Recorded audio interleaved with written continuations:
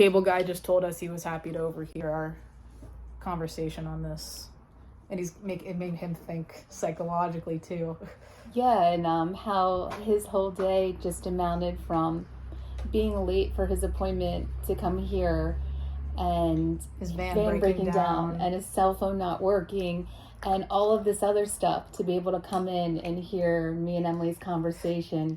It was able to give him a chance to stop and reflect and realize that he was meant to be at this house at this moment while we were doing this assignment. So that's really sweet. It's actually really awesome. And yeah, I like that he connected with us on it. Yes. Mommy, I ate the bunny's head and the ear. Okay.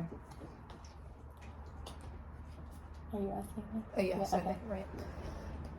Besides you, who is the emotional center of your life and why?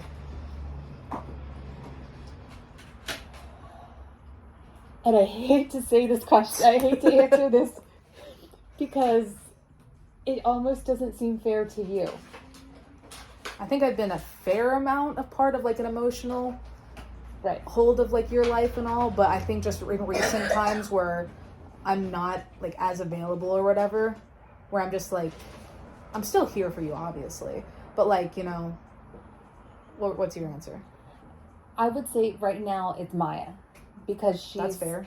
Because she's 6 years old, you know what I mean? I'm doing this by myself pretty much, but of course you, who's 19 years old, are my rock. Jacob, your brother, who's 22, and Cynthia, like, it's all of us doing it, but she is probably my emotional center right now because of her being 6 years old and needing me to do those things for her because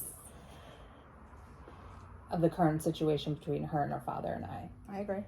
And so I have no other choice, but that has to be my emotional center right now. At the same time, trying to focus on myself without losing myself. I think a child is just very easy to, you think about like who's like the best kid in like your life, and then you instantly just like forget everything that's like wrong because you're like, I can't do this anymore. I don't want to do this anymore. Like, I'm over it. But then you just kind of like look in her eyes and you're like, oh, that's why I'm doing it. Yeah. No, you're absolutely right. I would say when I was 14 wanting to give up, she was just born. And I think that was right when I was hitting like my peak of like getting diagnosed and everything. And then I just remember like, Mom, I can't go now. She's here. It's crazy, but it's those moments that you have to fight through. And like that cable guy just said, I was saying the cable guy. Yes, please. Everything happens for a reason, and it's not on our terms. It's not when we want it. It's not necessarily what we want, but everything happens for a reason. And me being a control freak, a lot, has a very hard time with patience and letting things play out. You know your answer? I would currently say Dylan, just because, other than myself, I would say like I play a huge part in my own like emotional, like,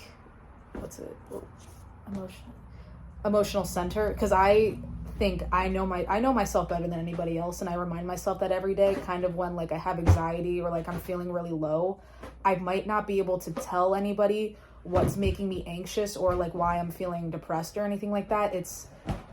I kind of know, but I don't know how to describe it. So emotionally, it can be hard, but like I know what I'm going through, so I get that from my center. But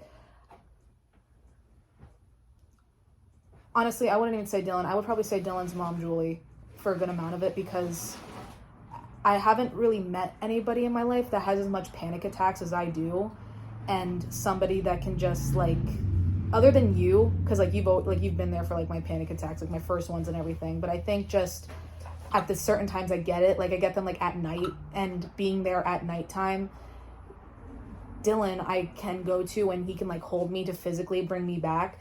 But like another like physical feature, like breathing, like I forget every single breathing technique I've learned in therapy all of my, like in the last 5 years that I've ever tried it. And I can learn I learn the coping skills when I'm not anxious. So then when I get anxious, that all goes out the door. So I would say either Julie or Dylan, just because, you know, being my boyfriend, I am like very close to him. So he can bring me back. And then I think, you know, a little bit like emotional wise, she can bring me back. And that's no jab at you at all, because you're my mom, and I always make it very clear that you're my mom. I think, and not even just like in like, you know, Dylan's mom way, just kind of like a friend way. She considers me like a friend of hers as well, and I think that's just comforting, because in the past when I dealt with anxiety and stuff like that, my friends would my old friends would shut me out, and they would give me answers like, I don't know what to tell you, or I don't know how to help you. And that made me feel like very alone and just like scared that I'm never going to get better. And I think just meeting somebody that also, you know, has a panic attack for literally no reason, just sitting down on your phone and all of a sudden you can't breathe, you feeling your heart race, you think you're having like a heart attack. I think it helped me like relate more and like help me bring even myself closer to like myself emotionally, because like I understand that I'm not alone then. It's the feeling of like being alone, and like I don't feel alone then in that sense. No, and I think what is great about that is that from what I've been going through recently, you going through like not having that car, but them being able to be there for you to help support you with that as well, and on an emotional level,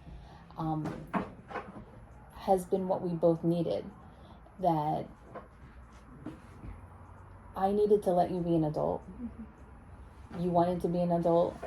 And even though it was not under how I was wanting things to happen, it's not for me to tell anybody else how they should live or what they should be doing, because I realize I don't want people to tell me.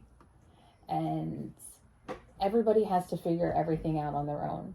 They have to make their own mistakes. Learning to let people do that on their own is harder than dealing with my own self.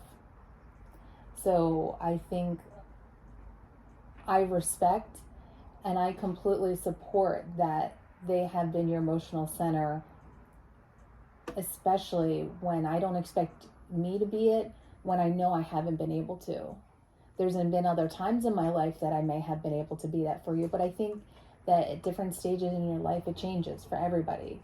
And that's not anything bad. It only makes your circle bigger of the people that you can trust, that when they might not be around or there might be a different circumstance, you have more people to support you with.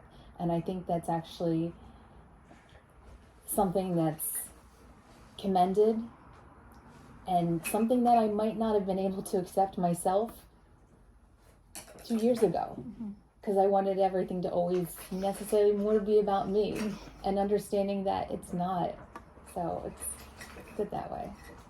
And why I also give that answer is because for Dylan, him and his grandfather, so like his closest family member to him, and then my grandma, my closest family member to me, I would say, like emotionally, for both of us at that time, passed away within the same year.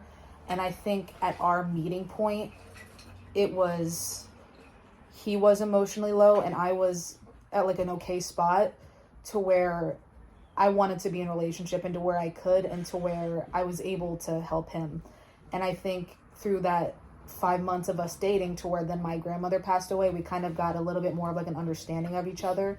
And then like over like this August will be 2 years, I think we've just been able to grow and like emotionally connect over like our same like experiences with that type of thing. Because when you lose a family member, it's sometimes hard to talk about it with somebody that hasn't really lost a family member, like at like a certain age, I feel like. Because when you ask if you were to ask 11-year-old me, who lost my grandfather then, who when she found out couldn't even like really shed a tear, because I didn't understand death at that point, to when my grandmother died, I just didn't cry the first second I heard it, but went into like more like immediate shock, rather than how I did. Like I got to like say goodbye to Poppy physically, as to where Grandma, it was just, I had to verbally hear she was gone, and then that was it. I never really could accept it, and I think that's kind of almost where Dylan and I can relate as well, to where he got to say goodbye to his grandfather physically too, and that kind of thing. And so yeah, I would say just life experiences emotionally. I'm able to connect with them. Yeah, that's good. Okay.